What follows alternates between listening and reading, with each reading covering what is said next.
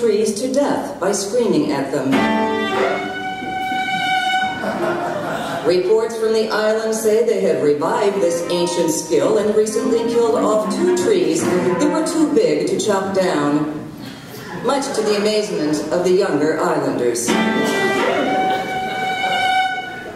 To kill a tree, a village elder creeps up to it very early in the morning and suddenly utters a piercing yell close to its trunk. A trick which could be termed screaming green murder. This goes on for a month until the tree dies, according to local belief, from the shock of being awakened from sleep so early, so violently, and so often.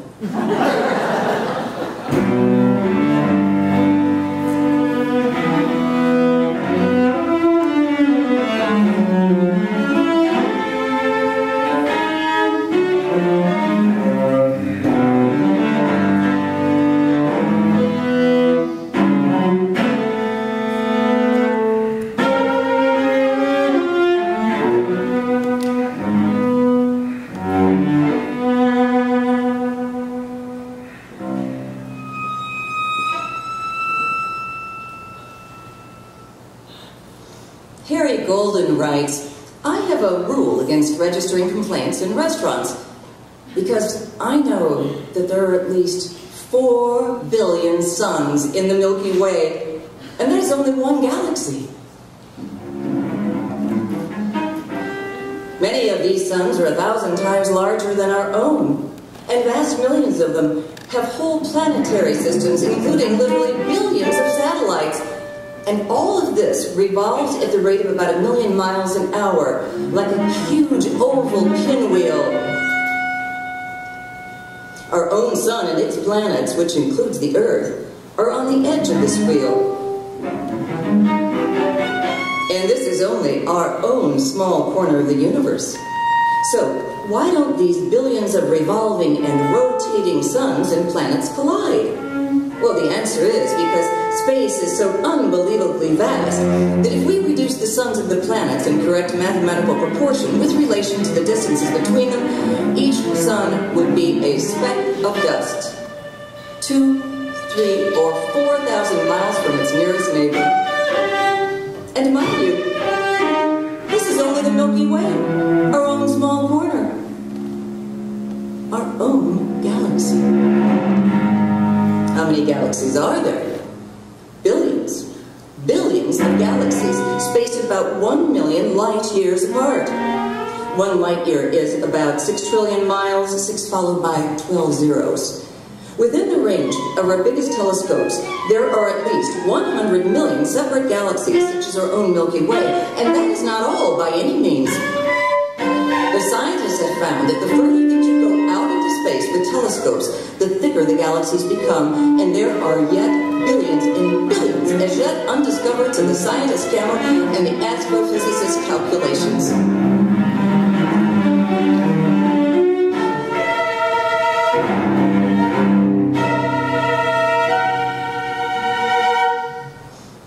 When you think about all of this, it's really silly to worry whether the waitress brought you string beans instead of limes.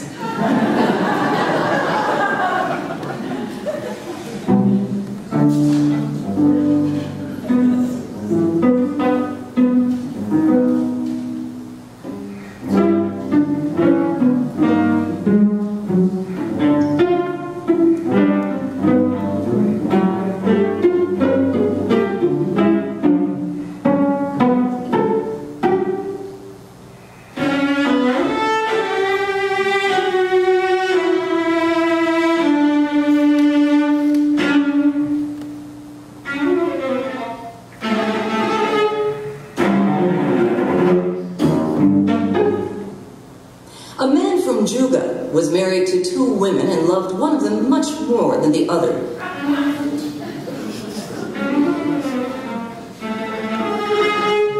This is an African folktale from Tanganyika.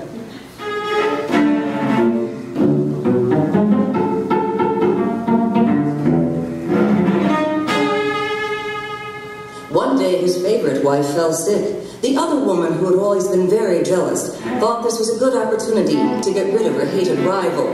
So she went over to the sick woman, who was lying in pain, and asked her with feigned compassion, "How are you? Are you feeling better?" "I'm afraid not," replied the other. The jealous woman said, "Don't worry. I know of a medicine that will bring you relief." The sick woman answered, "Spare your trouble. It isn't worth it. I'm afraid there's no hope."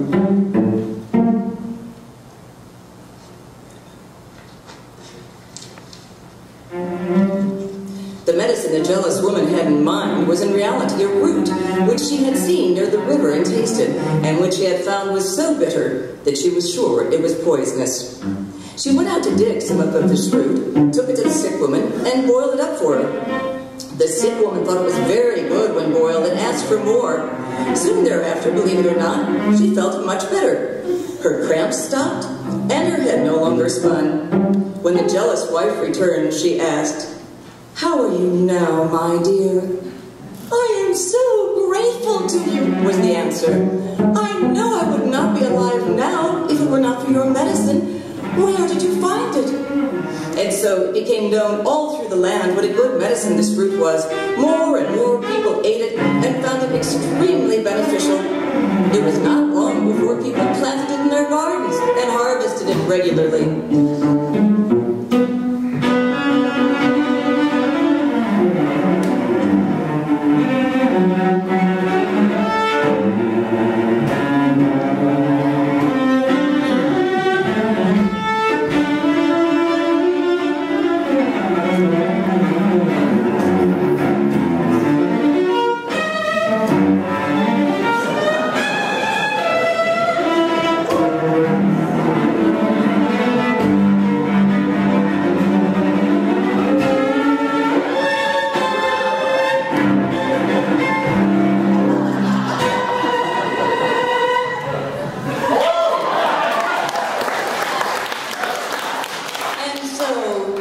You never know. There was and there was not in the ancient kingdom of Persia a wise man, so people thought, wiser than anyone in the realm, whose name was Daco. Mighty princes and humble paupers would come to him from all 4 corners of the earth for advice and counsel. Daco had an answer for everything.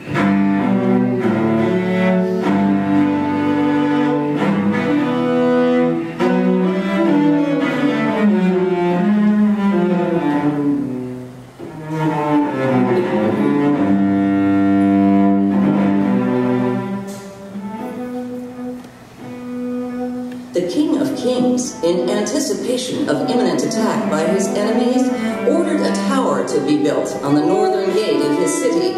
Daco was appointed at once to design and supervise the construction of the tower, which was to be the tallest and strongest in the ancient world. Daco employed the king's master mason, who began to build the tower, stone by stone, from the ground up. The work began before the break of dawn, and was finally completed by late afternoon. Everyone cheered at this amazing feat and paid homage to Daco for his wisdom, ingenuity, craft, and infinite knowledge. The king, on the spot, conferred upon Daco yet another title, his 12th, whereupon the multitudes cheered and shouted with joyous abandon.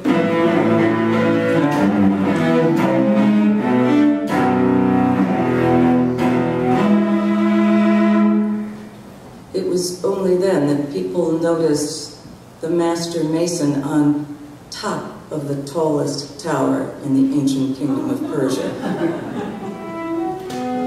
It seemed that in the heat of creativity and under a tight deadline, Daco had forgotten to specify the building of steps inside the tower. and the poor mason was trapped on top of it, 100 feet above the ground. In ancient kingdom of Persia, no ladder could be found to reach that high, and no one knew how to bring the man down safely. No one, that is, except Daco, of course. Faced with the anguish and terrible fate awaiting the mason, the King of Kings and his subjects begged Daco for a solution.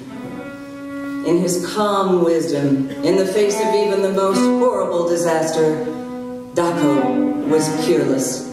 He ordered that a sturdy rope of 120 feet or so be brought to him at once.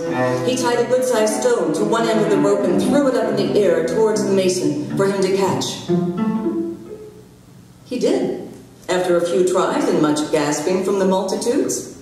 Daco shouted to the mason and told him to tie the rope securely around his waist and hold onto it as firmly as he could. A hush fell upon the populace. Then, with supreme calm, Daco pulled the rope with a mighty heave. The mason flew through the air and fell to the ground with a terrible thud and was dead instantly. Daco was dumbstruck. When queried at last in sorrow and disbelief, he said distractedly, "Well, only 2 days ago, I pulled a friend out from the deepest well in the kingdom with a rope tied around his waist. I mean, what is a tower but a well upside down?" Everyone agreed and shook their head in profound understanding of the infinite wisdom uttered by Daco, the wisest of wise in the ancient kingdom of